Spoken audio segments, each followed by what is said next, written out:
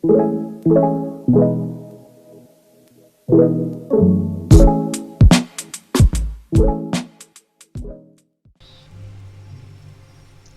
guys, it's Top Notch Tater Tot, and this is my top 10 tips and tricks video to help you start your adventure like a pro in Hytale. Don't forget to hit the like and subscribe button. It really helps the channel grow and it means a lot to me. But enough of that, without further ado, let's get straight into it. Alright, starting out with tip number 1, we got health bars.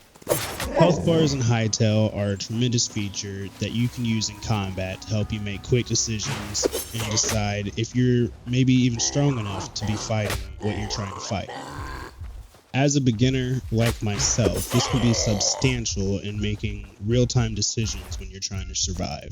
Let's get healed up here and I'll show you how we can switch that feature on. Alright, go ahead and press escape, go to settings, and under the general tab, scroll down to show entity health bars. It's grayed out, looks like you can't switch it on, but just click the arrow, press save changes, and return to game. We got a skeleton here, and he or she, that's up to the skeleton, now has a health bar. This is going to be huge in helping you decide, is it time to flee or is it time to send it?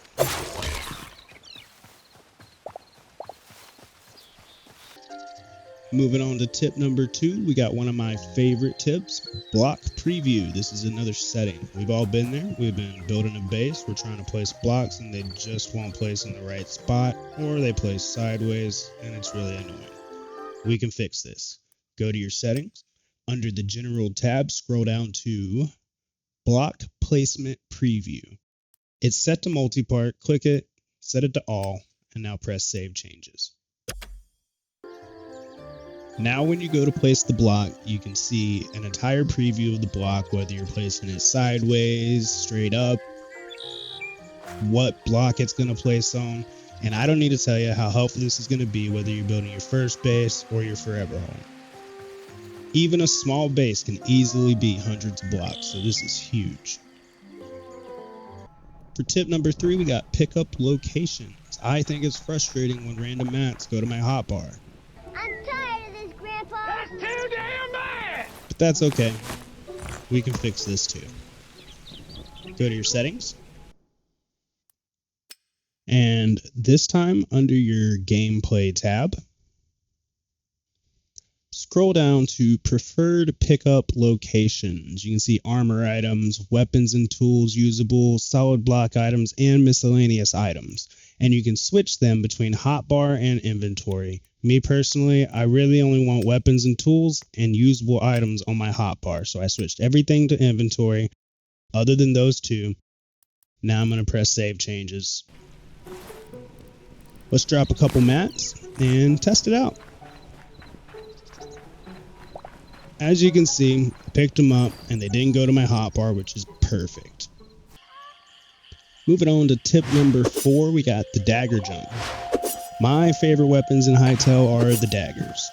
But as with any weapon in this game, if you charge up the attack and let it go, it will do a charge attack. For the daggers, that launches you forward. But if you time a jump just right while you're doing your charge attack, it'll launch you up into the air like this. This can be used to get into higher locations that you obviously wouldn't be able to jump to normally, and it can even be used to bridge the gap and cut between areas that you wouldn't be able to jump between. If you practice this and get your timing down, and it really doesn't take that much practice, it's pretty easy to do, you'll be zipping around in no time. Coming in for tip number 5, we got craft a backpack. This one gets overlooked a lot. It's easy to forget about it in the early game. It takes 8 iron and 8 medium leather and you can craft yourself a backpack. These aren't hard resources to get and it makes a big difference. If you go to your inventory, you can see I already have it. It gives you an entire nether bar. That's 9 more slots in your inventory, which equates to a 20% increase in inventory storage. For tip number 6, we got the Ctrl Roll. When you jump off of ledges in this game, if you hold control and you're at a certain height, you'll roll when you hit the ground. 4 blocks high doesn't do it, but if you go up to 8 blocks high, When you jump off this ledge and you're holding control, while you're in the air, you'll roll when you hit the ground. This will work all the way up to 10 blocks high to help you negate fall damage when you're jumping from these ledges. This is 10 blocks high, jump off, roll, and I take no damage. But if I go up to 11 blocks high, I'll still do the roll.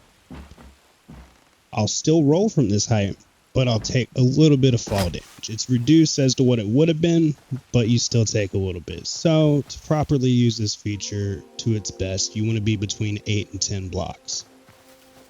I'll show you what it looks like to jump from 8 blocks high without the control roll. You can see where I didn't take damage before, I now took it because I didn't use the control roll. So make sure you're using the control roll to save yourself the hassle.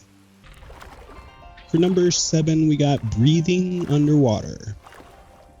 You can't actually breathe underwater, but there is a trick we can do to stay down here a little bit longer. In the long term, hopefully they'll add a potion or some gear we can use to breathe underwater. But for now, this is what we do. Dig out a couple blocks, dig out a couple more, and now we have a little air pocket here. I've heard some people say that you only have to dig out 2 blocks, but that's never worked for me. So my recommendation is to dig out 4 to be safe. You don't want to dig out sand, it'll just collapse. So try to stay close to some hard blocks. Here I let it run a little long. Got a little dangerous, but we'll heal up quick. When you do this, try not to copy what I did here. You don't want to take that damage. That's what we're trying to avoid. There's a couple reasons I know of that you might want to be able to stay underwater. There's a lot of creatures to discover down here and record to your memories. And though I didn't find it in this video, there's also quite a lot of ore down here. You can find iron, copper. If you're close to a volcano biome, you can find adamantite. Here's a hammerhead shark. Whether you need to discover creatures or harvest ore, make sure you're using this tip to stay underwater. For tip number 8, we got proximity crafting. You don't have to have all those mats in your inventory just to craft something. If you come over here, you can see it says workstations can link to storage chests in a radius of 14.6. Up to 100 chests can be linked to one station. So come over here, let's drop all of our mats. I'm going to hold on to that plant fiber so I can show y'all something in the crafting bench. Alright. Go back to your crafting station, and now you can see we can still craft all these items. If you look at the recipe, anything that has a chest icon next to it, that's coming from a storage chest. If it doesn't have the chest icon like this plant fiber, that's in your inventory. Make sure you're using this to make crafting way easier. For tip number 9, we got one of the most important tips in the game, fast travel. You can use teleporters to fast travel in this game. You're going to need to unlock the Arcanist workbench at 100 memories. When you get 100 memories and you record them, you can unlock the teleporter. And I would always keep one on you because you can use it to go straight home, drop off your mats, or craft something if your tool broke. There's a lot of reasons you might want to be able to fast travel. Set it to your home. Go right through. Yep, my bed's outside. I don't know.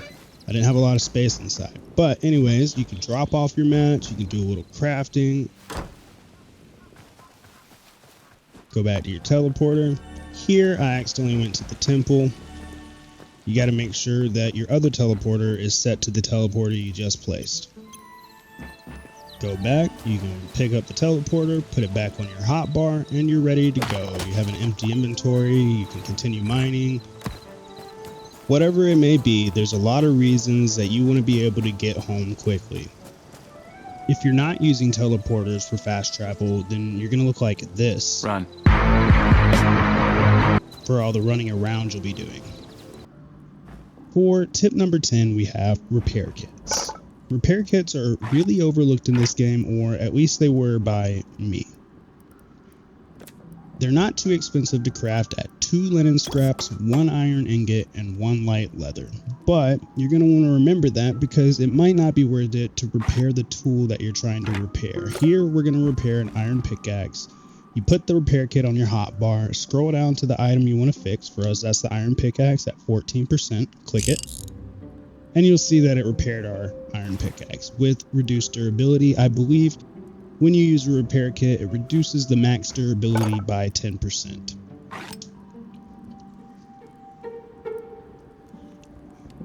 You wouldn't want to use this for cheap tools like stone or copper tools because, in my opinion, those low-level mats are not worth the iron that it costs to craft the repair kit. So make sure you take this into consideration when repairing your tools. And lastly, as a bonus tip, we have upgraded storage. I'm sure most of you probably figured this out in your first 5 minutes of gameplay, but when you place the storage chest down and you open it, you have an 18 slot inventory that you can store your materials and extra items in. But if you put a second chest directly next to the first one, it automatically merges, and then you have a single 36 slot storage chest that you can store items in. This is going to help you create efficient layouts and organize your materials better to make a smooth crafting area for your base.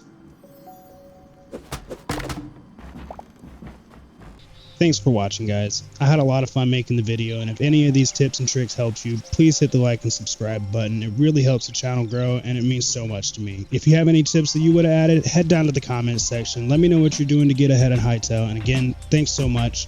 We'll see you next time.